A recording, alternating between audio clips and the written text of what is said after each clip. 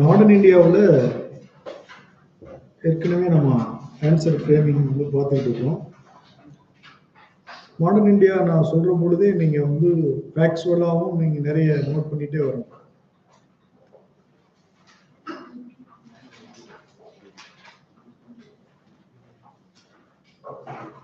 Coming டெஸ்ட்ல வந்து ஒரு 20 கொஸ்டின்ஸ் கொடுக்குறேன் பிலிம்ஸ்ல. இதுவரை நான் நடத்தினதுல இருந்து நான் என்னென்னலாம் ஃபேக்ட் சொல்லியிருக்கிறேனோ அங்க இருந்தெல்லாம் கொஸ்டின்ஸ் இருக்கு. அதனால நீங்க என்ன எழுதிருக்கீங்கன்னு பாருங்க.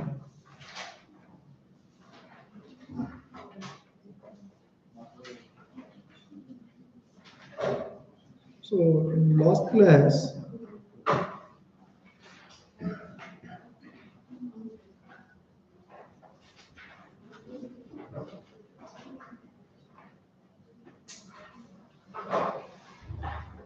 many voices are strengthened and enriched the nationalist movement during the Gandhian Bash. அது பார்த்தோம் இல்லையா, என்ன மாதிரி அதை புரிஞ்சுக்கணும் இந்த கொஸ்டின் அப்படின்னு சொல்லிட்டு. Batch number 24.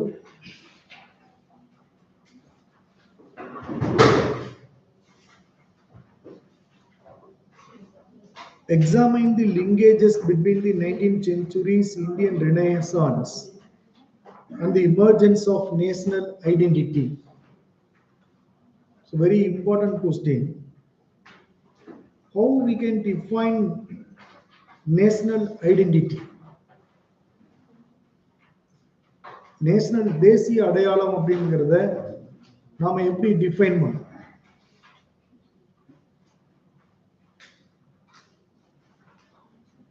Pavithra, national identity அப்படிங்கறத எப்படி டிஃபைன் பண்ணும்?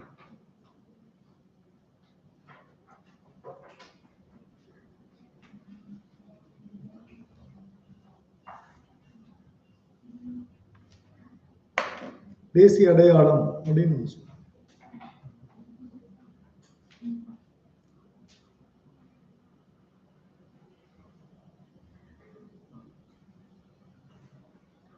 Yamini, national flag, okay. Then national anthem.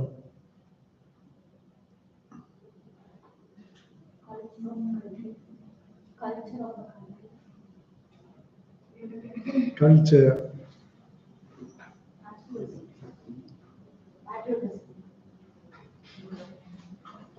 Patriotism.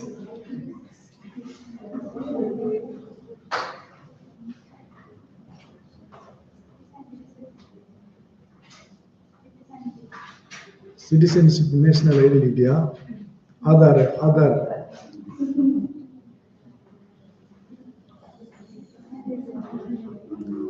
National identity அப்படிங்கிறது ஒரு காமன் யூனிட்டியை குறிக்கிற சிம்பிள். நேஷனல் ஐடென்டிட்டி அப்படிங்கிறது ஒரு காமன் யூனிட்டியை குறிக்கிற சிம்பிளா. ஏன்னா India not a single country in our history. Several states are there. The single provinces and small areas ruled by anyone. The number of polities are there. It's a fragmented country before the independence.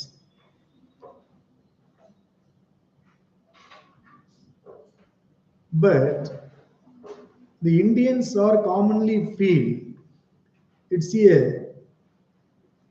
common land for all. We are Indians. this field emerged after the 1857 revolt. This is more important event in our Indian history. The number of wars against the British East India Company and British government. After the British government, the Indians are emerged against the British government rulers. They formed the organization and the Brer and petitioned the International Congress and other organizations against the British government. They are boycott, hardal, and war against them, like Royal Navy mutiny, Indian Navy mutiny. This type of events are there. Why they are emerged against the British East India Company and British government in India? Because they are feel this is the land for us.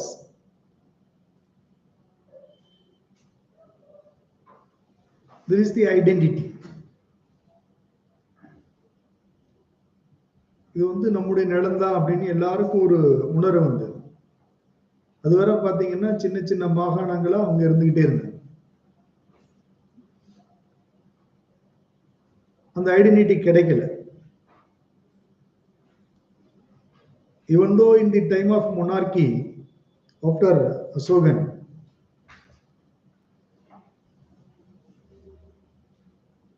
post-Mauryan period, Guptas, post-Guptas, and early medieval period, Delhi Sultanate, and Mughals, Marathas, Nagar, Boamini, எல்லாம் வந்து பாத்தீங்கன்னா அங்கங்க ஒரு இடத்துல இவங்க இருக்கிற பொழுது இன்னொரு இடத்துல வேற ஆட்சி முறையில் இருந்துகிட்டே இருக்கு. அசோகனுக்கு பிறகு ஒரு பெரிய வாஸ்ட் ஏரியாவை யார் ரூட் பண்ணவே இல்லை. டெல்லி சுல்தான்ஸ் இருக்கிற பொழுது கூட ஒரு பகுதி வேறவங்க கையில தான் இருந்தது. அது மாதிரி முகல்ஸ் இருக்கிற பொழுதும் அதே மாதிரிதான் இருந்தது. டெல்லி சுல்தான்ஸ் இருக்கிற பொழுது பாத்தீங்கன்னா அப்பதான் பாமினி விஜயநகர்லாம் சவுத்துல ஃபார்ம் ஆச்சு, ஒரு பெரிய டைனாஸ்டியா. அதுல விஜயநகர் வந்து பாத்தீங்கன்னா பெரிய அரசா உருவாயிடுச்சு சவுத்துல. இப்படிலாம் இந்த அரசியல் இருக்கு. அதனால இந்தியர் அப்படின்ற காமன் ஐடென்டிட்டியே கிடையாது. இந்த கொஸ்டின் என்னன்னா, மறுமலர்ச்சி ரெனேசான்ஸ் மூவ்மெண்ட்டுக்கும் இந்தியன்ற நேஷனலிசம் ஐடென்டிட்டிக்கும் என்ன தொடர்பு அப்படின்னு கேக்குறாங்க. வரலாற்றை எப்படி ஆழ்ந்து இந்த கொஸ்டினை உருவாக்கி இருக்கிறாங்க. ஏன்னா வெறும் மொனார்கி தான் நம்ம பார்த்துக்கிட்டே இருக்கிறோம் பாருங்க. எப்படி இந்த கொஸ்டினை வந்து புரிஞ்சுக்கிறோம் நம்ம. ஸோ கொஸ்டின்ல இருந்து லீட் எடுத்து எழுத ஆரம்பிக்கணும். Yes, the Indian Renaissance movements is the beginning stage of the national identity, the creation of national identity or emergence of national identity, the beginning point. அப்படிங்கிற மாதிரி தொடங்கணும். So Indian Renaissance or reform movements commonly fight for the rights of the Indians, not only particular region. The British East India Company, they are ruled the country in various parts in the time of early 19th century. Our father of Indian Renaissance, Raja Ram Mohan Roy, was the first one. Early class I told about him. He was the first man to create awareness and politically, socially, and economically in India. இப்போ இந்த ரெனேசான்ஸ்ல இருந்து தான் நமக்கு வந்து ஒரு ஒரு common தாட்டே உருவாகிறதுக்கான வாய்ப்பு இருக்குங்க. இதுக்குதான் அந்த linkage. So Raja Rammohan Roy, very more important personality in modern India. The first man to fought against the superstitions in Indian society. In 1814-15, he started the Atmiya Sabha for great awareness among the people of India. And later it was renamed Brahmo Samaj in 1828. The Brahmo Samaj, more important organization to abolishing of Sati, the more important superstition in Indian society against women.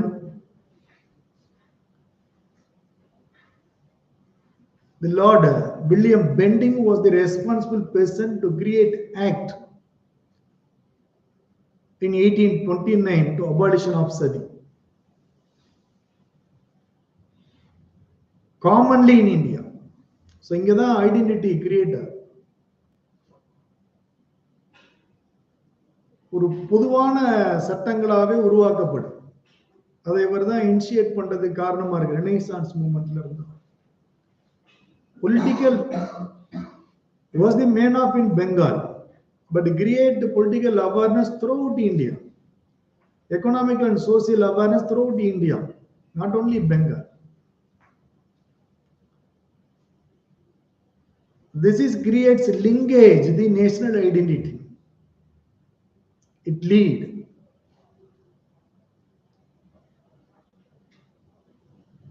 Later in British East India Company rule, in the period of Dalhousie, the more number of acts passed by Dalhousie.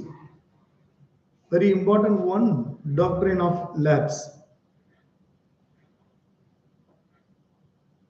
The feeders and landlords lost their land, their ground. It was annexed with the British East India Company. Nagpur, Jhansi, Sadara, in many provinces. Before this, 1843, the abolition of slavery in India. It's also the contribution of Renaissance movement. India முழுக்க அடிமை முறையை ரத்து பண்றாங்க.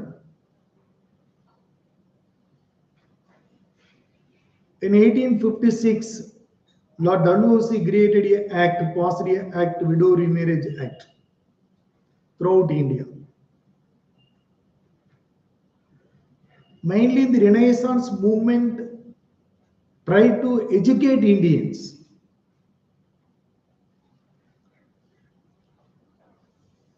And create common identity among the Indians. One God, one religion, Raja Rammohan. ஏன்னா அங்கங்க சின்ன சின்னதா நிறைய வழிபாட்டு முறை கடவுள் அப்படி இப்படின்னு சொல்லிட்டே இருக்கிறாங்க. அதெல்லாம் கடந்து ஒரே கடவுள் ஒரே சமயம் அப்படிங்கெல்லாம் ஒரு ஐடென்டிட்டி கிரியேட், நேஷனலிசம் அப்படின்னு கிரியேட் ஆகிறதுக்கான இது.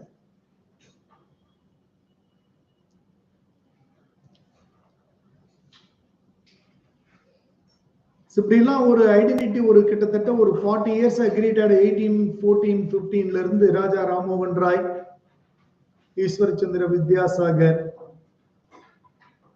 துவாரக்நாத் தாக்கூர், இப்படி நிறைய பேர் இந்த அவேர்னஸ் கிரியேட் பண்றாங்க. தேவேந்திரநாத் தாக்கூர், இவங்க எல்லாம்.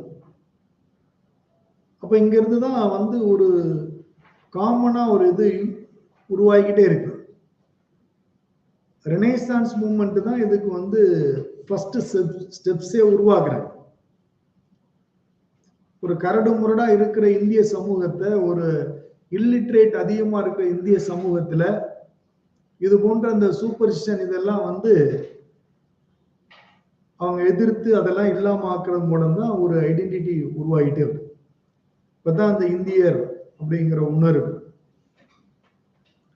இந்த நிலம் அப்படிங்கிறது இதெல்லாம் வர தொடங்குது.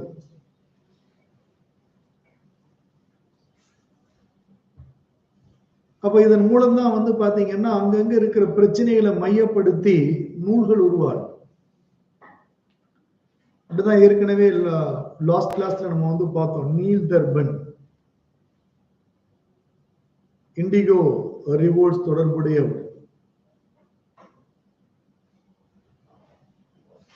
நூல்ல எப்படி அவங்க பாதிக்கப்படுறாங்க, ஒரு பிளே டிராமா.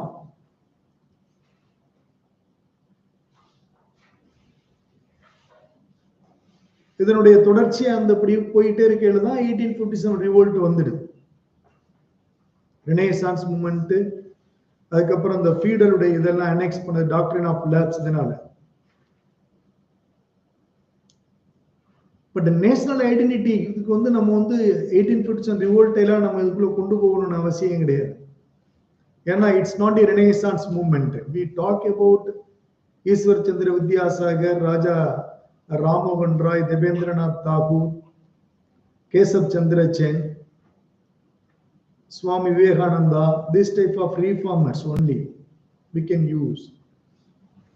இதனுடைய அந்த அதுக்கு தான் நான் வந்து ஒரு பாயிண்ட் உங்களுக்கு சேர்க்கிறேன். They are trying to educate Indians. கல்வி மட்டும்தான் மாற்றணும். அதனால அந்த பணியை அவங்க தான் செஞ்சாங்க. அது ஒரு ஐடென்டிட்டி உருவாகிறதுக்கான முக்கிய காரணம் education. The reformers mostly they are using the British rulers to reform the society. Without reformation of Indian society, we can't attain our goal.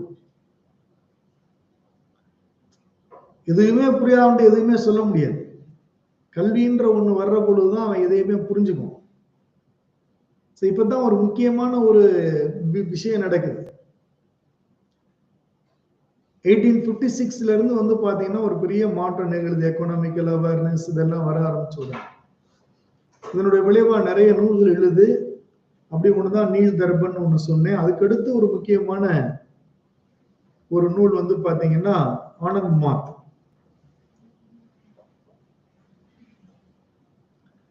Anand Math is a play about Sannyasin rebellion in India, written by Bagim Chandra Chatterjee.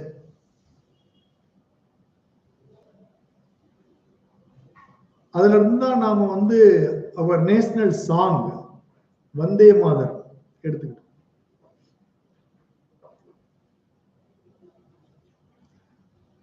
National identity create பண்ணுவோம். தேசியத்துக்கு ஒரு பாட்டு.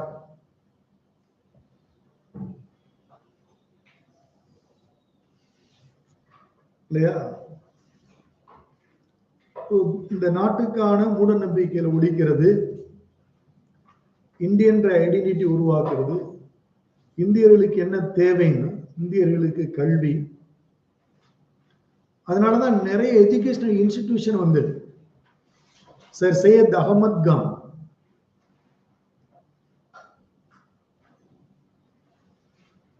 Aligarh Scientific School, later Aligarh University, Swami Vivekananda Ramakrishna Mission. In early period, in Young Bengal movement and Brahmo Samaj created many schools, Bedune school, the many schools.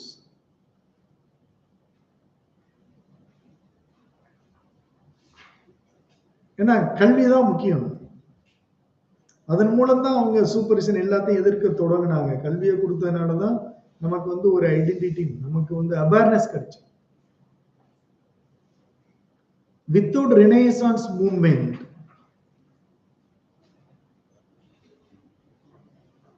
there is no chance to abolition of that type of superstitions and to educate Indians is very, very important event in our Indian society. And other acts, Widow Remarriage Act, abolition of Sati, age of consent, இதெல்லாம் அவங்க இல்லைன்னா அது வராது. தனித்தனி சொசைட்டில வந்து one God one religion ஒன்று வச்சாரு பாருங்க. அதெல்லாம் வந்து பாத்தீங்கன்னா ஒரு காமன் பிளாட்ஃபார்ம் உருவாக்குறதுக்கான இனிஷியேஷன். இதெல்லாம் உள்ள கொண்டு வரணும். அதனால நேஷனல் இப்ப national song, national anthem, national anthem வந்து பாத்தீங்கன்னா ஜனகணமன வச்சிருக்கோம். பட் நேஷனல் சாங் வந்து வந்தே மாதரம். ரெண்டுமே ஆஃப்டர் தி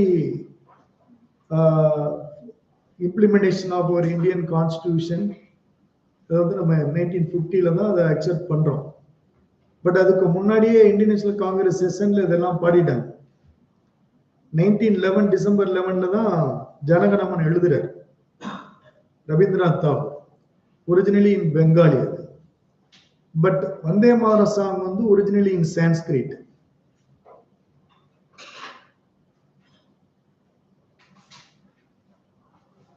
கிட்டத்தட்ட ஒரு ஒரு நமக்கான ஃபர்ஸ்ட் ஐடென்டிட்டினே சொல்லலாம். அது நேஷனல் ஐடென்டிட்டி ஆனந்த் மார்க்ல இருந்து எடுத்து வந்தே மாதரம் இது ஒன்னொன்னா நம்ம கிரியேட் பண்ணிட்டோம்.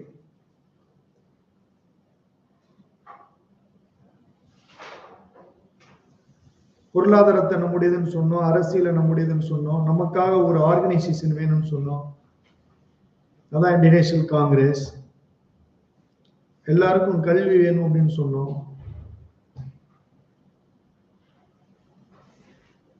இந்தியா முழுக்க ஒரே விதமான லேபர் ஆக்ட் வேணும்னு சொன்னோம். அதான் 1881 first factory act, Lord Ripon. முதல் தொழிற்சாலை சட்டம். தொழிலாளர்களுக்குன்னா வேலை நேரம் ஒரே விதமா இருக்கணும், ஏஜ் எல்லாம் பிக்ஸ் பண்றது. இது எல்லாம் தான் நமக்கு வந்து நேஷனல் ஐடென்டிட்டியை கிரியேட் பண்ணிட்டு இருந்துச்சு. இப்படி இந்த பாயிண்ட்ஸ்லாம் உள்ள வச்சுட்டு பேசணும். ஸோ நம்ம என்ன சொன்னோம்னா, Indian Renaissance movement is the best movement. இதுக்கு வந்து நேஷனல் ஐடென்டிட்டி அப்படிங்கிற இதை நம்ம வந்துட்டு பேசணும். தமிழ் வழியில் எழுதுறவங்களுக்குலாம் நான் தனியாக சொல்லித்தரேன்னு சொல்லியிருக்கேன். எழுதுறதுக்கு டிக்டேட் பண்ணேன் எப்படி எழுதணும்னு சொல்லிட்டு. ரைட்டா? இங்கிலீஷ்ல கிளாஸ்லயே நம்ம பேசிடலாம். நெக்ஸ்ட் கொஸ்டின் பாத்தீங்கன்னா, 1857 uprising was the culmination of the recurrent of big and small local rebellions that had occurred in preceding 100 years of British rule. Elucidate. So 1857 சிப்பாய் கழகம் அப்படிங்கிறது அது உடனே நடந்ததில்லை. 100 வருட பிரிட்டிஷ் ஆட்சியினுடைய ஒட்டுமொத்த எதிர்வினையின் விளைவாத்தான் இது நடந்துச்சு அப்படிங்கிறத பேசுங்க அப்படின்னு சொல்றேன். ஸோ இங்க வந்து நீங்க அதாவது இப்போ ஒவ்வொரு கொஸ்டின்லையும் ஒரு 100 வருட வரலாற்றை வந்து நம்ம வந்துட்டு பார்க்கணும். அவங்க கேட்கிற கொஸ்டின்ல முழுமையா இந்தியன் ஹிஸ்டரிய நாம வந்து உள்வாங்காம இந்த மாதிரி கேள்விகளுக்கு நாம வந்து பதில் எழுத முடியாது. மெயின்ஸ் எழுத முடியாதுன்னு வச்சுக்கோங்க. இதுல இந்த மாதிரி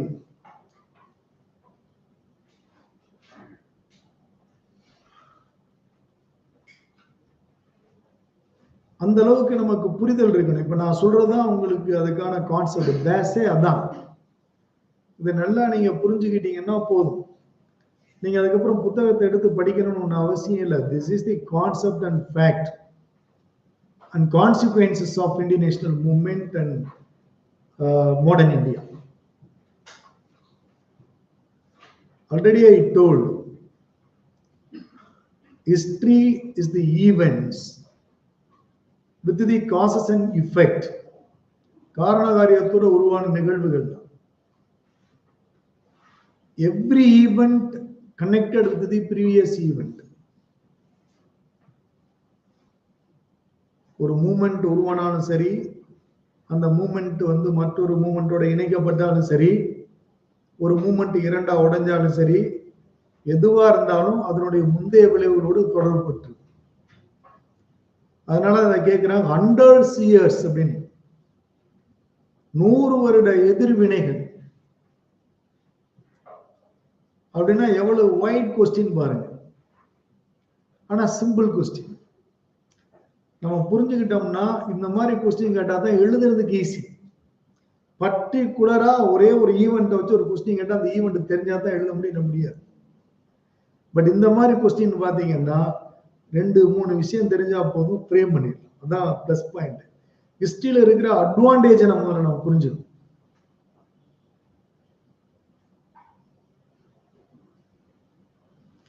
ஹிஸ்டரியை பார்த்தோம்னா நாம நிறைய பயந்துடக்கூடாது. அது ஒண்ணுமே கிடையாது. இங்க பர்டிகுலரா ஒரு சின்ன விஷயத்தை மையப்படுத்தி ஒண்ணு கேட்டாங்கன்னா அது புரிஞ்சிருந்ததுன்னா நம்ம எழுத முடியும், படிச்சிருந்தோம்னா எழுத முடியும். இப்ப சயின்ஸ் அண்ட் டெக்னாலஜின்னு ஏதாச்சும் ஒரு சின்ன டெர்மினாலஜி கொடுத்து எழுதுங்கன்னா தெரிஞ்சாதான் எழுதணும். தெரியலைன்னா அந்த வார்த்தையை தான் எழுதி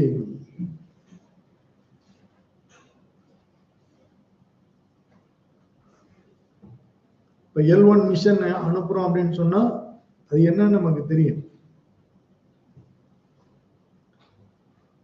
இல்லைன்னா L1 மட்டும் தான் தெரியும்.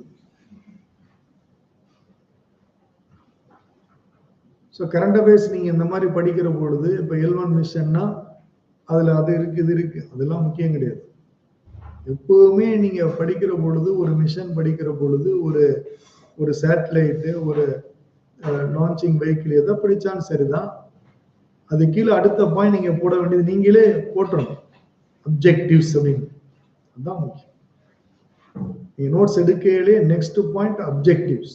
நோக்கம் தான் எதுக்குமே.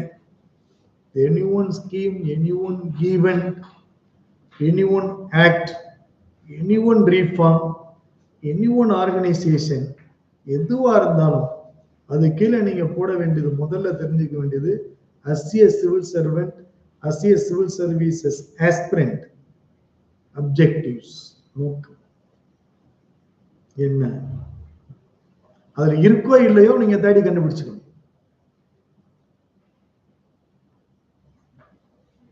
இங்க பாத்தீங்கன்னா 100 years British rule in India. It's a culmination. 1857 அதனுடைய ஒட்டுமொத்த விளைவு அப்படின்னு சொல்றோம். நம்ம ஏற்கனவே ஹிஸ்டரி எப்படி பார்க்கணும், பொலிட்டிக்கலி, சோசியலி, எக்கனாமிக்கலி, ரிலீஜியனலி, இந்த மாதிரிலாம் நம்ம அப்ப 100 வருடத்துல இந்த நாள்லையும் பாதிப்பு இருக்கு. பொலிட்டிக்கலா அவங்க என்ன செஞ்சாங்க, எக்கனாமிக்கலா என்ன செஞ்சாங்க, சோசியலா என்ன இருந்துச்சு, ரிலீஜியன்ல என்ன இருந்துச்சு, இத பாத்தீங்கன்னா ஆன்சர். இதெல்லாம் இதனுடைய கல்மினேஷன். பொலிட்டிக்கல் அப்படிங்கிறது எப்படி இருக்கு, அந்த பொலிட்டிக்கலை வச்சு 2-3 கொஸ்டின் வந்துருச்சு, அதை நீங்க புரிஞ்சுக்கணும். இதுலே இப்ப 100 வருடம் அப்படிங்கிறது 1757 கரெக்டா கேக்குறேன். அங்கதான் அவங்க திவானி ரைட் எடுக்கிறாங்க. After the Battle of Plassey, the Treaty of Nagar, Treaty of Nagar 1757 provide Diwani rights, 24 Barganas Diwani rights to the British East India Company and accept the dual government in Bengal. இரட்டையாட்சி முறையை ஏத்துக்கிறாங்க. இங்க இருந்து 100 வருடம் இதனுடைய culmination. Political impact அங்க வந்துருச்சு. Not only political impact, economical impact வருது. ஏன்னா diwani right, revenue அவங்களேட் பண்றாங்க. இது எக்கனாமிக்கல். இதுதான் நமக்கு நிறைய ஃபெமைன் வந்ததுக்கெல்லாம் காரணம். ஏற்கனவே நான் சொல்லிட்டேன்.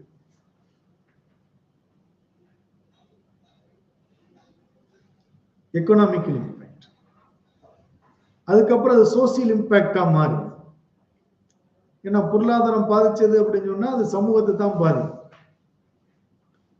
அப்ப சமூகத்துல இருந்து பிரச்சனை வரும். சமூகத்துல பிரச்சனை எதிர்கொள்றதுக்கு என்ன செய்யணும்? எல்லண்டோவை கட்டுப்பாடுல எடுக்கும். அப்ப அதுக்கு ஒரு காமன் ஆர்கனைசேஷன் உருவாகணும். அதுதான் கோர்ட். அதான் 1774 சுப்ரீம் கோர்ட் ஆஃப் இந்தியா உருவாகி. ஏன்னா அதுவரை இந்தியன் ஜுடிஷியல் சிஸ்டம்ங்கிறது வேற. இப்ப காமனா ஒரு ஜுடிஷியல் சிஸ்டத்துக்குள்ள கொண்டு வராங்க.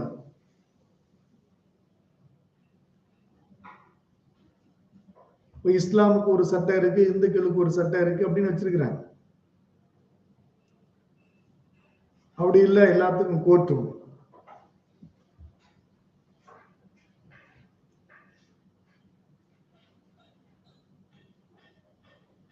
சோ பொலிட்டிக்கலா என்ன நடந்துகிட்டு இருக்கு பாத்தீங்கன்னா, ஒண்ணு எனக்கு கீழே நீ இருந்து எனக்கு கப்பம் கட்டு,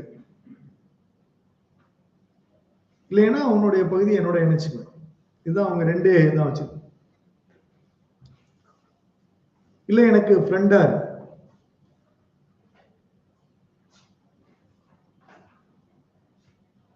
மற்றவங்களை அப்புறம் பிடிக்கிறதுக்கு நீ எனக்கு ஹெல்ப் பண்ணு. நான் போய் அவனை சண்டை போட சொன்னா நீ போய் சண்டை போடணும். இதெல்லாம் காமனா நீங்க புரிஞ்சுக்கிறதுக்கு சொல்ற என்ன நடந்துச்சு அந்த 100 ஆண்டுல. இந்தியாவை பொறுத்தளவுல முக்கியமா ஒரு 4 கிளாஸா நீங்க வந்து பிரிச்சுக்கலாம்.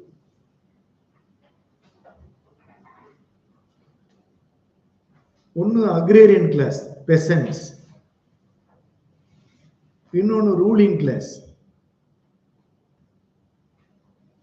இன்னொரு குரூப்ல வந்து பாத்தீங்கன்னா ஹேண்டிகிராஃப்ட்ஸ், ஆர்டிசான்ஸ், வீவர்ஸ் இவங்க. இன்னொரு பக்கம் பாத்தீங்கன்னா ரிலீஜியஸ் ஃபண்டமெண்டலிஸ்ட், சமய அடிப்படைவாதி. ஏன்னா இந்தியாவில் பிரிட்டிஷுக்கு எதிராக, காலனியல் ரூலுக்கு எதிராக எழுந்த முதல் எதிர்ப்பே சன்னியாசி ரெபெலியன் தான், சன்னியாசிகள் கழகம்.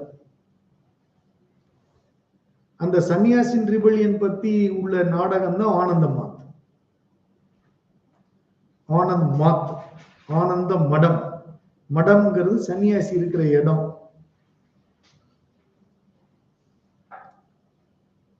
எப்படி அது கனெக்ட் ஆகுது? இந்த மாதிரி 4 கிளாஸ நீங்க வச்சுக்கலாம். இவங்க எல்லாரும் பாதிக்கப்படுவாங்க. இதனுடைய கல்மினேஷன் தான் 1857 ரிவோல்ட். சோ ரிலீஜியன் எப்படி பாதிக்கப்பட்டுச்சு? 1813 சார்ட்டர் ஆக்ட் என்ன பண்ணுச்சுன்னா, to allow Christian missionaries to spread Christianism in India. இதனால அவங்க பாதிக்கப்பட்டாங்க. கன்வர்ஷன் அதுக்கு அவன் என்கரேஜ் பண்ண. அக்ரேரியன் கிளாஸ் எப்படி பாதிக்கப்பட்டாங்க? 3 விதமான ரெவன்யூ சிஸ்டம் கொண்டு வந்தாங்க.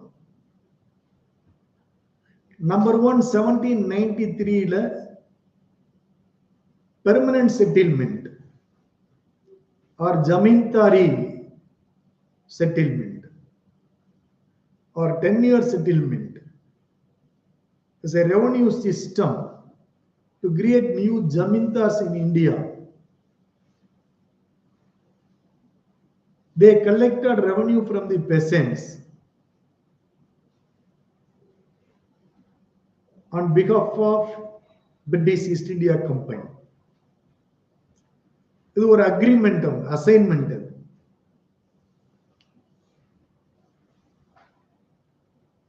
The revenue exploiting in India by British East India Company.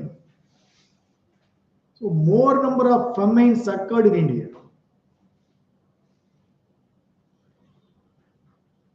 But they are appointed separate revenue collectors as new zamindars. How the peasant class paid the revenue to zamindars or British East India Company? அவனே பஞ்சம் பசியில பட்டினியில இருந்து செத்துக்கிட்டு இருக்கிறான். இவனுக்கு எப்படி புதுசா வந்து போய் பத கொடுக்க முடியுது? This is very important history you understood. இதுதான் வந்து பேசிக்ஸ். நீங்க மாடர்ன் இந்தியாவில் புரிஞ்சுக்க வேண்டிய பேசிக்ஸ் இங்கதான் இருக்கு. சோ இவ்வளவு இதில் இருக்கையில எப்படி அவனால கட்ட முடியும்? முடியாது. சேம் இயர் லார்ட் கார்ன்வாலிஸ், அவர் தான் அப்போ governor general of Bengal. Lord Cornwallis created Indian civil services, collectors and superintendent of police to collect the revenue. அவங்க போய் அவங்களுடைய போலீஸ் டிபார்ட்மெண்ட் அந்த மாதிரி போய் வசூலிக்கிறதுக்கு நிர்பந்தம், தொந்தரவு. கடலைனா பிடிச்சிட்டு வந்துடுவாங்க, அடிப்பாங்க, ஆக்ஷன் இருக்கு. என்ன சிஸ்டம் உருவாது அப்படின்னு. அதே அக்ரேரியன் கிளாஸுக்கு வந்து பாத்தீங்கன்னா அதுக்கடுத்து ஒண்ணு கொண்டு வர, அதான் வந்து ரைட்வாரி சிஸ்டம். இப்போ இந்த ஜமீன்தாரி சிஸ்டத்தை வந்து பீகார், பெங்கால், ஒடிசா இந்த பகுதியில் இன்ட்ரோடியூஸ் பண்றாங்க. 1820s தான் ரைட்வாரி கொண்டு வர. ரைட்வாரி சிஸ்டத்தை வந்து பாத்தீங்கன்னா மெட்ராஸ் பிரசிடென்சி அண்ட் பாம்பே பிரசிடென்சில இன்ட்ரோடியூஸ் பண்றாங்க. இந்த ரைட்வாரி சிஸ்டத்தில் அவங்க என்ன பண்றாங்கன்னா பெர்மனன்ட் செட்டில்மெண்ட்ல ஜமீன்தார் வந்து போய் வசூல் பண்றாங்க. ரைட்னாலே பெசன்ட். ரைட்வாரி சிஸ்டத்துல British East India company directly collected the revenue from the peasants. நேரடியா போய் கொடுக்கணும் அவன்கிட்ட போய். The same period, the British East India Company introduced another one revenue system, that is Mahalwari. The Mahalwari revenue system is different from Jamindari and Rayatwari. The revenue collected from the village head. The village head collected the revenue from peasants. So 3 type of revenue settlements followed in India by British East India Company. It suffered the peasant class, who suffered the number of famines and poverty.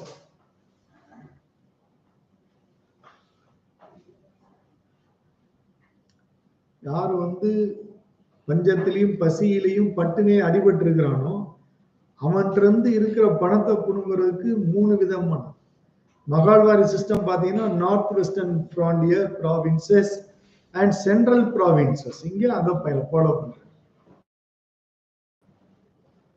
Very very important. நீங்க எக்கனாமியில இந்தியாவில் modern இந்தியாவில் புரிஞ்சுக்க வேண்டிய விஷயம் இது. இந்த 3 revenue செட்டில்மெண்ட்டும் எங்கெங்க implement பண்ணாங்க, எப்படி கலெக்ட் பண்ணாங்க. இந்த எக்ஸ்பிளைட்டேஷன் தான் இந்தியா அந்த நிலைக்கு கொண்டு போச்சு. இதான் 1856ல தாதாபாய் நவ்ரோஜி சொல்றார், drain of wealth. India was the vast agrarian country. Near about 85% of the people, they are depending agriculture. இப்போ வந்து பாத்தீங்கன்னா அது 55 ஆயிடுச்சு.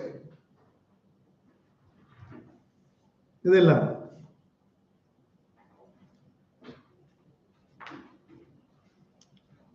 ரைட்டா? சோ இந்த ரெவன்யூ சிஸ்டத்தினால என்னாச்சு, அக்ரேரியன் கிளாஸ் வந்து அஃபெக்ட். கோபம் இருக்கு, ஆனா என்ன செய்ய முடியும்? சோ இவங்க ஒரு பக்கம்.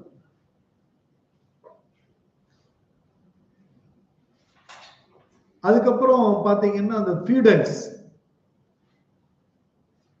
லேண்ட்லார்ட்ஸ், இப்போ ஒவ்வொரு ரீஜியனா அவங்க நினைச்சிட்டு வர்றாங்க. மைசூர் வார், அப்புறம் கர்நாடிக் வார்ஸ், அதுல பிரச்சனை, battle of Wandiwash wars, Anglo Maratha wars, Anglo Sikh wars, இப்படி நிறைய போர். இதெல்லாம் பாத்தீங்கன்னா அங்கங்க ரீஜனல்ல இருந்த ரூலர்ஸ் அப்புறம் பிடிச்சி இதுக்கு ஒரு காரணம் இருக்கு முன்னாடி அந்த கொஸ்டின்ல இதான் பிராக்மெண்டட் பாலிட்டி அப்படின்னு. அதான் இது காரணமே அந்த அடிப்படையில். இதன் மூலம் இவங்க நினைக்கிறாங்க இன்னொரு வழி பண்றாங்க, அவங்களே அக்செப்ட் பண்ணிக்கிற மாதிரி. அதான் Lord Wellesley subsidiary alliance, Nizam of Hyderabad, இந்த மாதிரி ஆட்கள் எல்லாம் அதே கீழே கொண்டு போறாங்க.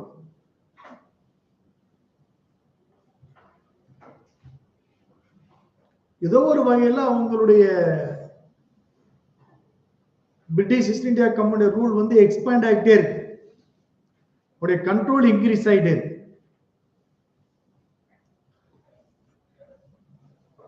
Feeder, nobles, landlords. இதுல அடுத்த ஒரு முக்கியமான கட்டம் தான் டாக்ட்ரின் ஆஃப் லேப்ஸ். இங்கே சதாரா, ஜெய்ப்பூர், ஜான்சி, நாக்பூர், ஜக்தீஷ்பூர், இந்த மாதிரி நிறைய ஏரியா பிடிச்சு. இதெல்லாம் வாரிசு இல்லாதவங்களுடைய அரசு, அதெல்லாம் பிரிட்டிஷோட இணைச்சிட்டாங்க, கம்பெனியோட. இது பொலிட்டிக்கலா ஏற்பட்ட விஷயம். எக்கனாமில தான் நம்ம அதை பார்த்தோம். எக்கனாமில இன்னொரு பார்ட், அதான் வந்து கைவினை கலைஞர், ஸ்கல்ப்சர்ஸ் பண்றவங்க, ஹேண்ட்மேட் வீவிங் பண்றவங்க, ஹேண்ட்லூம், எம்ப்ராயர்,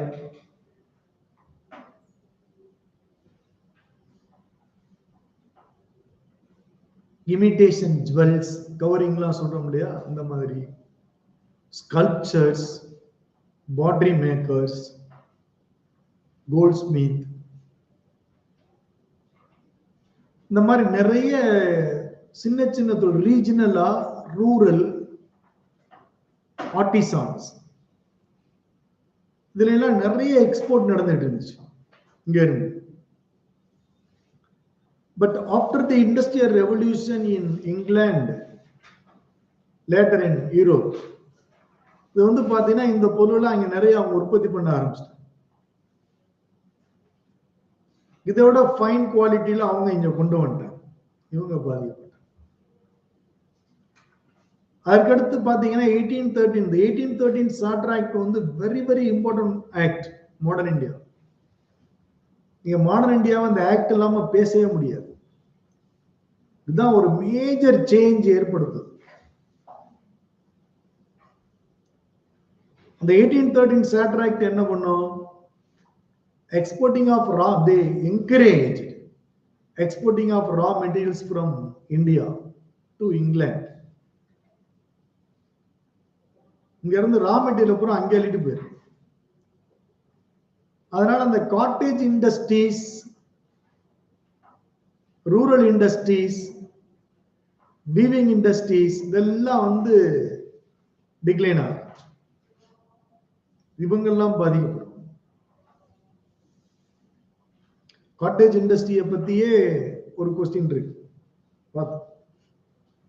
காட்டேஜ் இண்டஸ்ட்ரீஸ் அப்படிங்கிறதுலாம் என்னன்னா பாருங்க.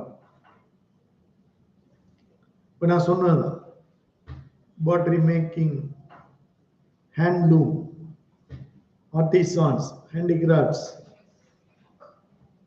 கோல்ட் ஸ்மித்,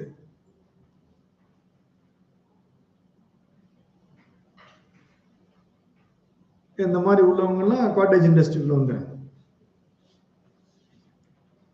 நிறைய உருவாக்குறோம். ஸ்கல்ப்சர், சின்ன சின்ன சிலை மாதிரி, சிற்பங்கள் மாதிரி உருவாக்குறோம். உலோகங்கள்,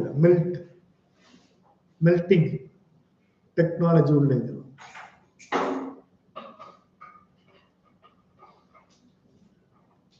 இல்லையா, இதெல்லாம் வந்து பாதிக்கப்படுறது. அதுக்கப்புறம் இதுல இன்னொரு அவங்களோட சேர்ந்து ஒரு கிளாஸ் இருக்கு, அவங்க தான் சிப்பாய்.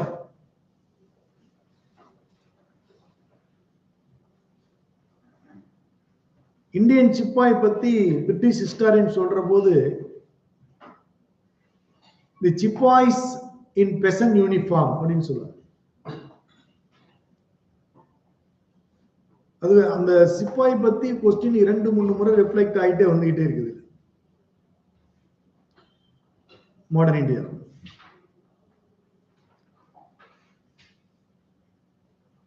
அவங்களுக்குள்ள வந்து பாத்தீங்கன்னா சிப்பாய்களுக்குள்ள ஒரு ஏற்றத்தாழ்வு பார்க்குறேன். பிரிட்டிஷ் சிப்பாய் இருக்கிறாங்க, இந்தியன் சிப்பாய் இருக்கிறாங்க. இந்தியன் பிரிட்டிஷ் ஈஸ்ட் இந்தியா கம்பெனியில் இந்தியன்ஸ் தான் அதிகமா இருக்கிறாங்க. ஏன்னா அவங்களுக்கு வந்து குறைவா இருக்கிற பெனிஃபிட்ஸ்லயே அக்செப்ட் பண்ணிக்கிறோம். பட் என்னன்னா ரொம்ப மலிவா நடத்த ஆரம்பிச்சிட்டாங்க.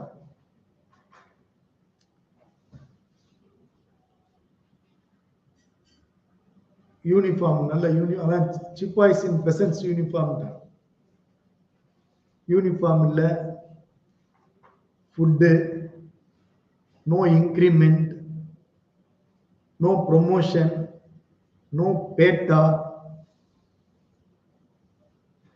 எதுவுமே அவங்களுக்கு கிடையாது.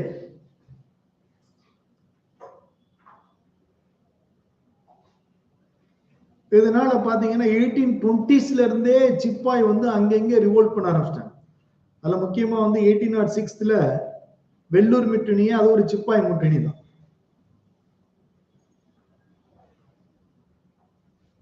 இதைத்தான் நம்ம வந்து first war of India independence சொல்லணும்.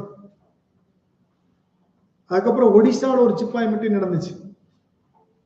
அதை எடுத்துக்கிட்டு first war of India independence அதை கொஞ்ச நாள் பேசினாங்க. ஆனா இருந்தாலும் 1857 தான் நம்ம பதிவு பண்ணி வச்சிருக்கோம். So 1806, 1812, 1818, 1820s, 1822, 26, 28, 24, 32 எல்லா வருஷத்திலயுமே அங்கங்க சிப்பாய்கள் பிரச்சனை நடந்துகிட்டே இருக்கு. இதுக்காக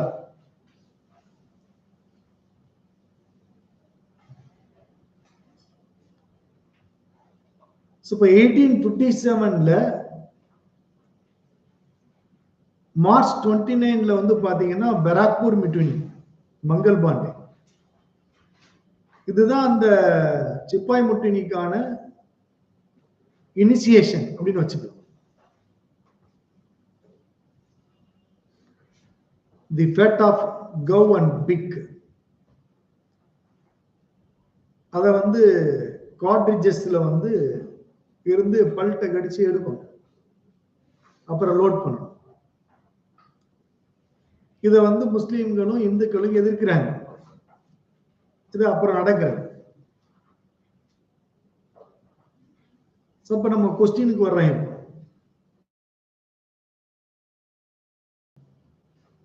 இதெல்லாம் 1757 இருந்தே பாதிக்கப்பட்டு வர.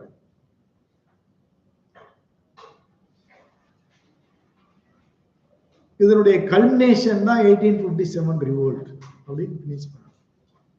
நான் உங்களுக்கு பிரீவா விளக்கமா சொல்லியிருக்கிறேன். நீங்க இதை வந்து சுருக்கமா எழுத. நான் சொன்ன ஆக்ட் வச்சுக்கணும். Zamindari settlement, Mahalwari settlement, Ryotwari settlement, 1813 act, charter act, அப்புறம் lord Cornwallis, lord Wellesley, dual government, famine, poverty, அதுக்கப்புறம் ரிலீஜியஸ்ல அட்டாக் பண்றது. ஏன்னா சூப்பர்ஸ்டிஷனை தான் அழிக்கிறான், ஆனா இவன் சமயத்துக்குள்ளே நுழையிற மாதிரி எடுத்துக்கிறான். சதிங்கிறது வந்து பாத்தீங்கன்னா இந்து சொசைட்டில இருக்கு, அதை அழிக்கிறாங்க.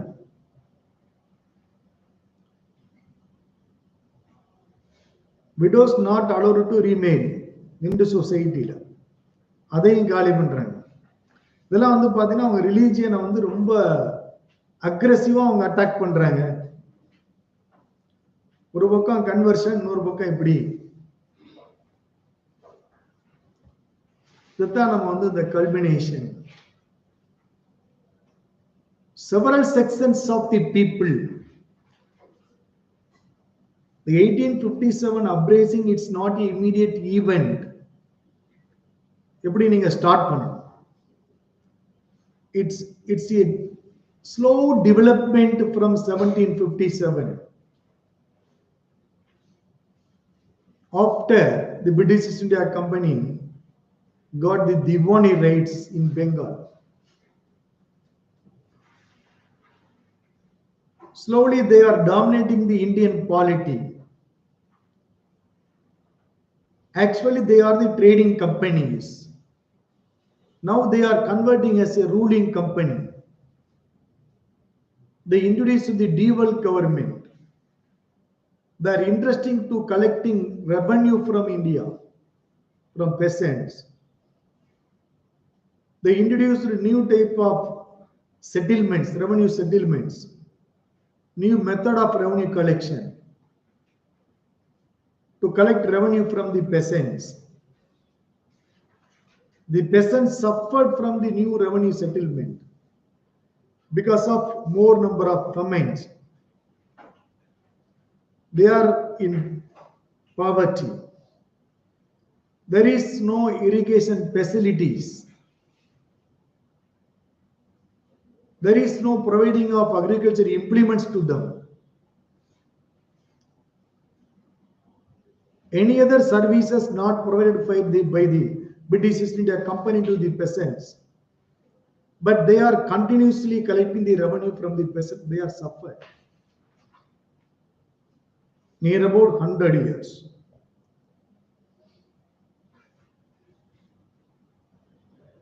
And in this sphere of polity, the Indian feudals, regional rulers, and the noble class, landlords,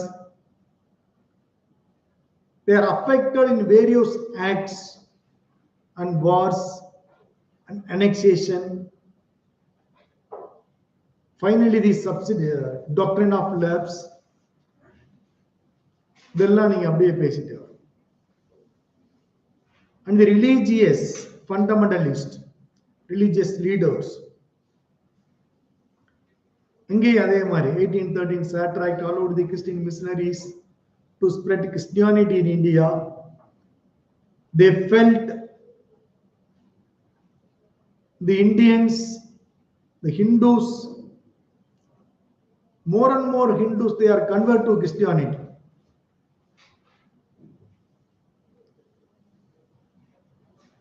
And in the reform movements, tried to abolish the superstition of Hindu society. Raja Ram Mohan Rai, Ishwar Chandra Vidyasagar, Kesab Chandra Chen, Devendranath Tagore, இவங்கெல்லாம் இதன் மூலமா இதெல்லாம் நடந்த உடனே அவங்க அதை பாதிக்கப்பட்டதை எடுத்துக்கிட்டு an industrial revolution in England, it creates the new approach of British East India Company trading policy in India. They want to more and more raw materials from India. The India was the land of cotton. India was the land of cottage industries. Near about millions of people, they are involved in cottage industries. Near about 56% of people, they dominate the people in women in cottage industries. 56% பெண்கள் தான் அதுல அதிகமா இருக்கு. ஏன்னா அதனால தான் rural, அதை வந்து ட்ரெடிஷனல் அப்படிலாம் அதை நம்ம சொல்றோம். எல்லாரும் பாதிக்கப்படுறாங்க. It's a culmination. இதெல்லாம் சேர்ந்துதான் மொத்தமா வந்து பிடிச்சிருச்சு அப்படிங்கிறத நம்ம சொல்றோம். ஸோ நிறைய கேள்விகளுக்கு இதுக்குள்ள இருந்துதான் நீங்க லீடு எடுக்கணும். இதுக்கு முன்னாடி ஒரு லீடு இருக்கு, அது வந்து அடுத்த இன்னொரு கேள்வியில சொல்றோம்.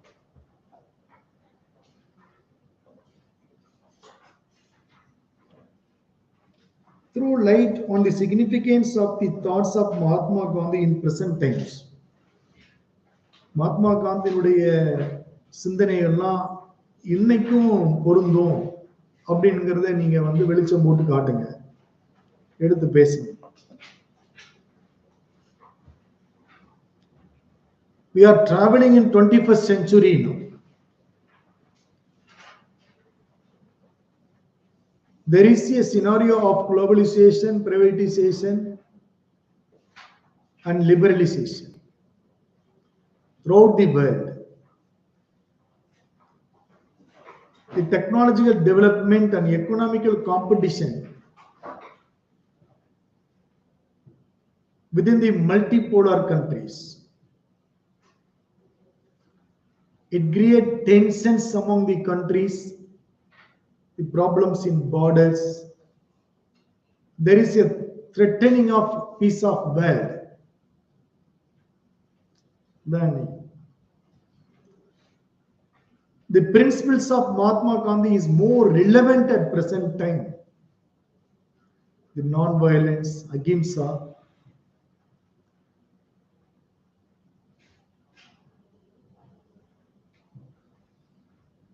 his approaches, his tools, his principles, doctrine.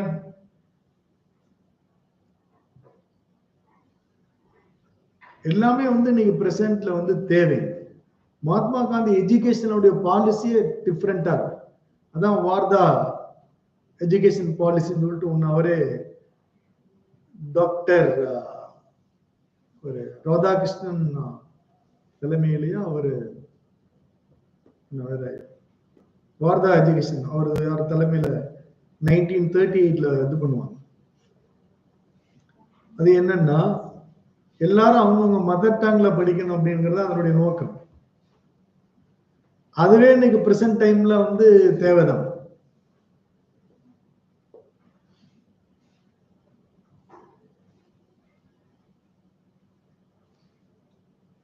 அப்ப அவர் ஒவ்வொரு இதுவும் யூனிட்டி, அதாவது he want to Indo-Muslim unity always. Religious tolerance அப்படிங்கிறது அவருடைய பிரின்சிபிள் தான்.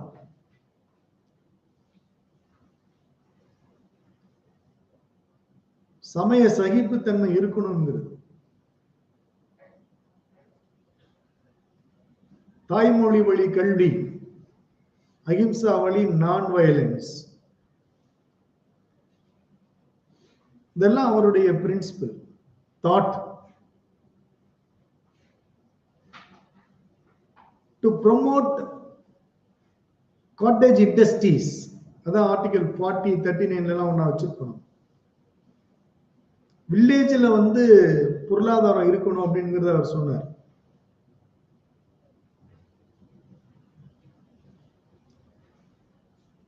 ஸோ காந்தியன் ஆர்டிகல்ஸ் அதெல்லாம் இருக்கு, நிறைய இருக்கு. ஆர்டிகல் 48, 46, 39, 40 இதெல்லாம் அவருடைய இது ரெஃப்ளெக்ட் ஆகிட்டே இருக்கு.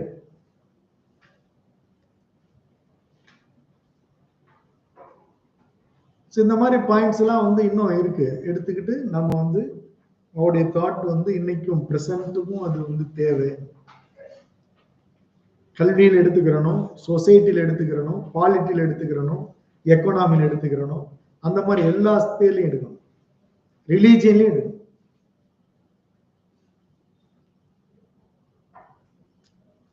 ரைட்டா? லேட்டர் ஃப்ரேம் இது நான் உங்களுக்கு எப்படி புரிஞ்சுக்கணும், என்ன மாதிரி அதை கொண்டு வரணுங்கிற மட்டும் தான் நான் சொல்லிட்டு. நான் உங்களுக்கு தேவையான எல்லா பக்கா ஃப்ரேமிங் மெட்டீரியலோட கொடுப்பேன்.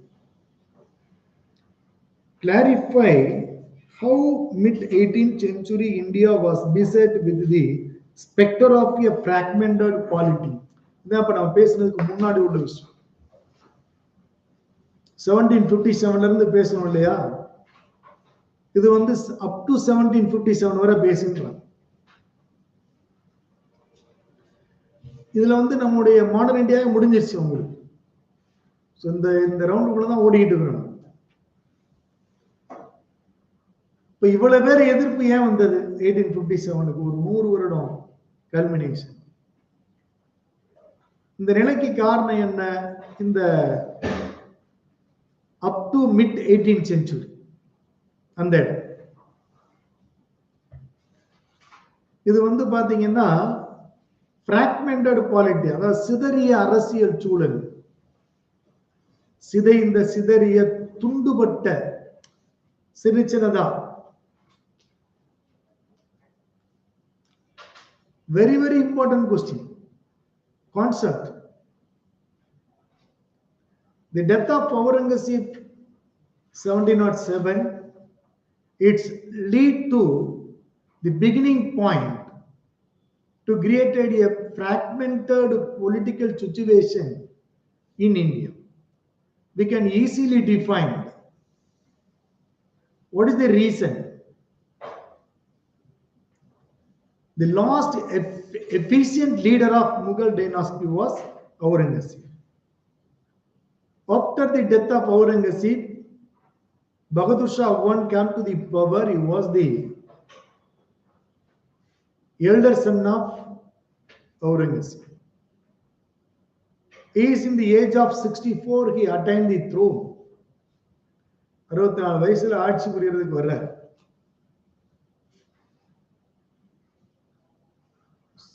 In democracy, anyone can come to the power in the age of 90s. But in monarchy, it's very different. He always able to control others.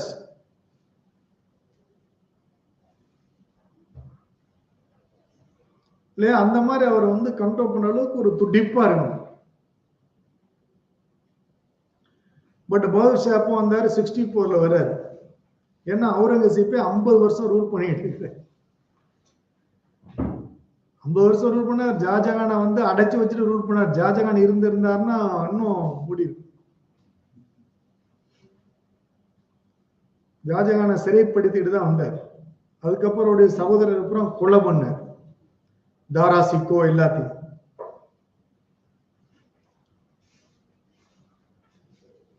ஆனா எஃபிஷியன்ட் ரூலர் அவுரங்கசீப் வந்து. பட் என்ன நடந்துச்சு? Later Mughals they are inefficient. The noble class and feudal class that dominate the polity.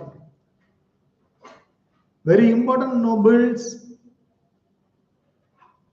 பாத்தீங்கன்னா Syed brothers 2 பேர். அவங்க 2 பேர் தான் பாத்தீங்கன்னா அந்த கிங் மேக்கர்ஸ் அந்த காலகட்டத்தில் ஒரு 5-6 பேரை ரூலரா மாத்திட்டானுங்க. ஜஹாங்கீர் ஷா, ஃபரூக் ஷியார், ரஃபின்னு 2 பேர் வருமா. ரஃபி தசரத், ரஃபி கான் 2 பேர். அதுக்கப்புறம் முகமது ஷா, அகமது ஷா,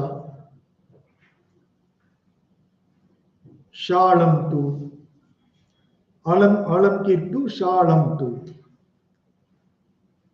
இப்ப நம்ம வந்து அங்கெல்லாம் நம்ம போக வேண்டியதில்லை. ஷா ஆலம் போக வேண்டியதில்லை, ஆலம்கீருக்கு போக வேண்டியதில்லை. ஆலம்கீர் வர கூட போகலாம். ஏன்னா அந்த ஃபர்ஸ்ட் ஆஃப் தான் நம்ம பார்க்க போறோம். முகமது ஷா, அகமது ஷா, அதுக்கப்புறம் ஆலம்கீர், அவனோட நிப்பாட்டிகள். இதைத்தான் நம்ம வந்து பிராக்மெண்டட் பாலிட்டி. ஏன்னா இந்த காலகட்டத்தில் இவங்களே வந்து they are the emperor of Mughals, but they are inefficient rulers. The feudals dominate the polity. The regionalism also emerged. So இவங்க இந்த பக்கம் ஒரு பக்கம் இருக்கிறாங்கன்னா, இன்னொரு பக்கம் வந்து பாத்தீங்கன்னா சிக்ஸ் அவங்க ஒரு அட்டானமஸ் ஸ்டேட் ஆயிட்டாங்க. மராத்தா சவுத்துல மராட்டியர்கள் அவங்க தனியா ஒரு அட்டானமஸ் ஆயிட்டாங்க. ஹைதராபாத்ல வந்து நிஜாம், பெங்கால்ல வந்து பாத்தீங்கன்னா அலிவர்தி கான், ஆக்ராவில் ஜாட், ராஜ்புத் சிங் ராஜஸ்தான், சவாய் ஜெய்சிங் அம்பையர். ராஜஸ்தான்லயே ஒரு 3 வரும். 3 பேரும் தனித்தனி ஸ்டேட்.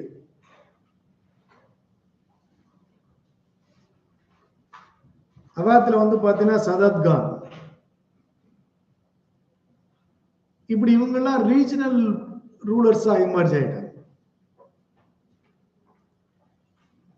பாருங்க, ராஜஸ்தான், பஞ்சாப், மராட்டாஸ், பெங்கால், அவத், ஆக்ரா, ஹைதராபாத், ஒரு பக்கம் இங்க எல்லாம் அவங்க ஸ்ட்ராங் ரூலரா இருந்தாங்க. இப்ப இதைத்தான் நம்ம வந்து பிராக்மெண்டட் பாலிட்டி அப்படின்னு. இவங்க யாருமே அதுக்கு முன்னாடி கிடையாது.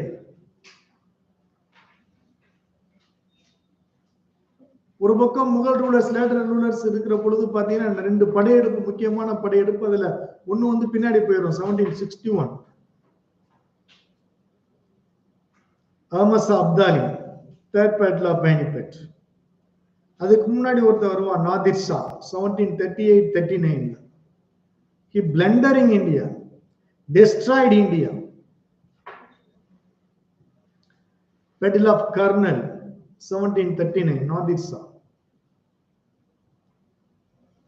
யாரெல்லாம் கையில கிடைச்சான ரூலர்ஸ் அவனை அப்புறம் அடின்னு அடிச்சு வச்சுட்டு போயிட்டான்.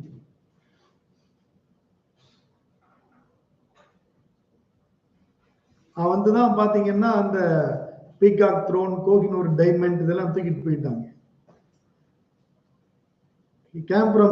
Persian ruler.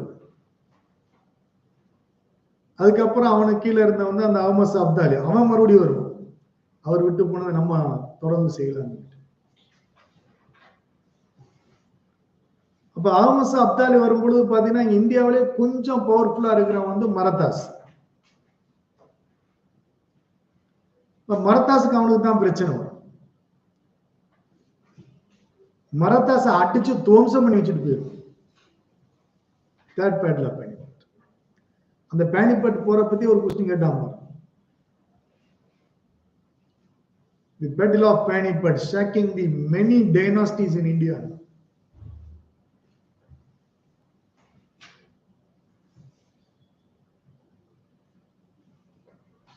So இந்த மாதிரி இது ஒரு fragmented polity.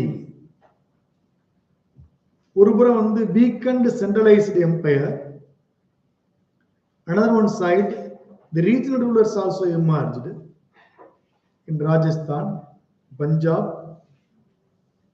UP, Agra, Awadh, Bengal, Hyderabad, Deccan, South India, எல்லாம். They declared themselves they are autonomous. But commonly they are believed the Mughal ruler was the head. அவங்க தான் முகல் ரூலர் தான் எல்லாத்துக்கும் தலைவர். அங்க நாங்க வர மாட்டோம், இந்த ஏரியாவில் நாங்க தலைவர் அப்படின்னு வச்சு. ஏன்னா ரிஸ்க் எடுக்க விரும்பல. அதனால பேட்லா பக்சார்ல ஷாலம் கூப்பிட்டு உட்கார வச்சிடும். அது பெரிய காமெடியா இருந்துச்சு. அவர் தான் முதலா தப்பிச்சு போ பாப்பார். எல்லாரும் சொல்லிட்டாங்க, உன்னை தான் சொல்லிக்கிறாங்க உட்காரு.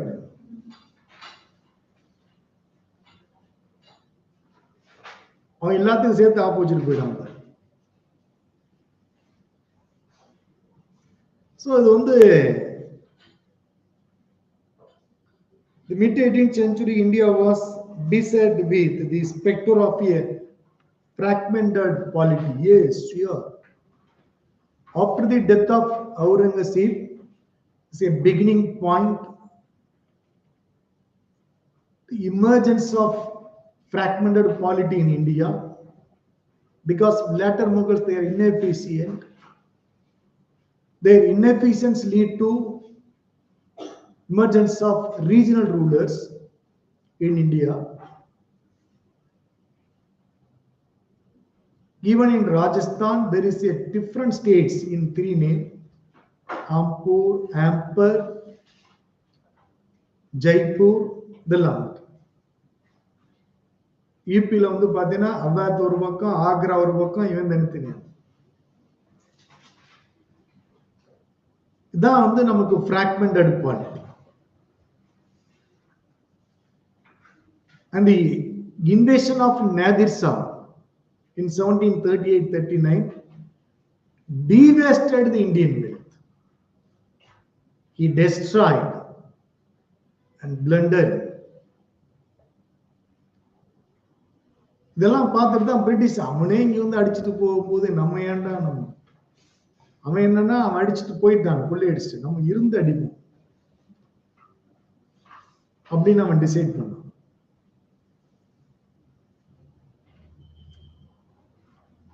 ஸோ மாடர்ன் இந்தியா அப்படிங்கிறது பார்த்தீங்கன்னா நாம எப்படி புரிஞ்சுக்கிறோம் கான்செப்ட். நீங்க நம்ம பேசுற இது கடந்து ஒரு கொஸ்டின் வர்றது கஷ்டம். இதுக்குள்ள இருந்து தான் நீங்க எழுதணும். ஒரு விஷயத்தை வந்து எப்படி லீட் எடுத்துக்கிறோம், கொஸ்டின்ல இருந்து எப்படி லீட் எடுத்துக்கிறோம், அதான் கொஸ்டின்ல இருந்து ஆரம்பிக்கிறோம்.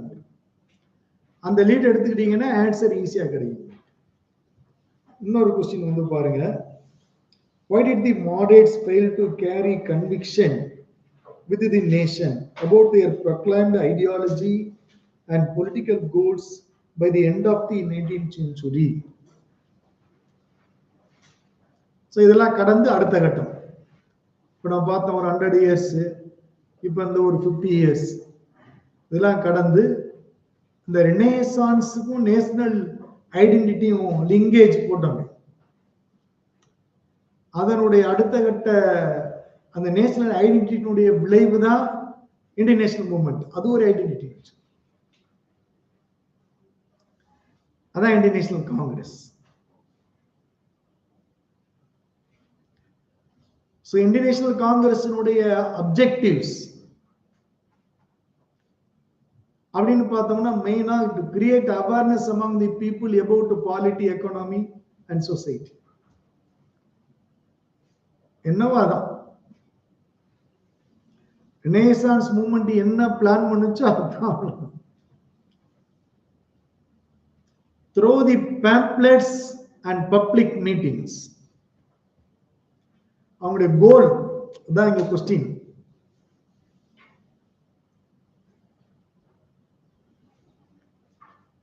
இலக்கு என்ன?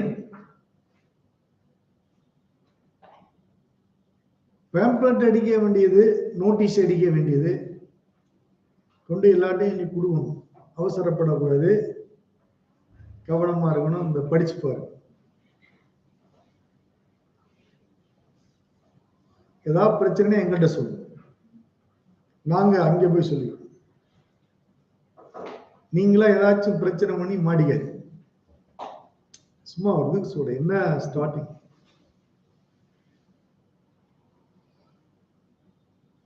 What is prayer and petition? British government என்ன பண்ணணும்னா இந்திய மக்களுக்காக செயல்பட வைக்கணும். அதான் அவங்களுடைய நோக்கம். அவங்களுக்கு வந்து அடிப்படையான தேவைகள், infrastructure development, road, educational institutions, industries, இதெல்லாம் உருவாக்கணும். இங்க இண்டஸ்ட்ரீஸ் உருவாக்கி அதுக்கு செலவழிக்கிறதுக்கு அவன் என்ன முட்டாள்? அவன் பிரிட்டிஷ் கவர்மெண்ட் இல்லையா? அதான் அவங்களுடைய இலக்கு, கோல். அது வெற்றி பெறுமா? எங்க ஊர்ல ஒரு இண்டஸ்ட்ரி ஒன்று உருவாக்கு சொன்னாங்க, பெட்டிஷன் பண்றாங்க. 10 வருஷம் ஓடுது, 1885 இருந்து 95 வரை ஒன்னும் நடக்கல. ஒரு மெட்டல் ரோடு கூட போடல. ஆனா ரயில்வே பலமா போயிடுச்சு எல்லா பக்கம். ஏன்? அவனுக்கு அது. நமக்கு வேலை வாய்ப்பு வேணும்ல மக்களுக்கு. அதுக்கு அவங்க முயற்சி எடுத்தாங்க. அவேர்னஸ் கிரியேட் பண்ண, நிறைய கோல், அடுத்த கிளாஸ்ல நிறைய கோல் பிக்ஸ் பண்ண. ஆனா எதையுமே அவங்க எஃபெக்டிவா எக்ஸிக்யூட் பண்ண முடியல. இப்ப கொஸ்டின் என்னன்னா, why did the moderates fail? அதுக்கு முன்னாடி ஒரு கொஸ்டின் பார்த்தோம், மாடரேட்ஸ் தான் பேஸ் அமைச்சு கொடுத்தாங்க அப்படி கேட்டா. இங்க வந்து பாத்தீங்கன்னா ஏன் ஃபெயில் ஆயிட்டாங்க? அப்ப எல்லாத்துலயும் வந்து பாத்தீங்கன்னா ஒரு மெரிட் இருக்கு, டிமெரிட்.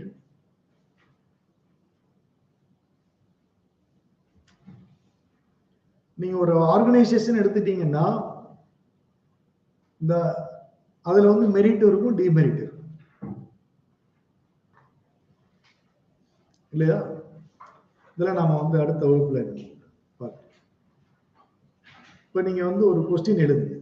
நான் பிராக்மெண்டட் பாலிட்டிக்கு வந்து நிறைய உங்களுக்கு இது கொடுத்துருக்கேன். டேட்டாஸ். அதை நீங்க டிசைன் பண்ணுங்கப்பா. பிரேமன்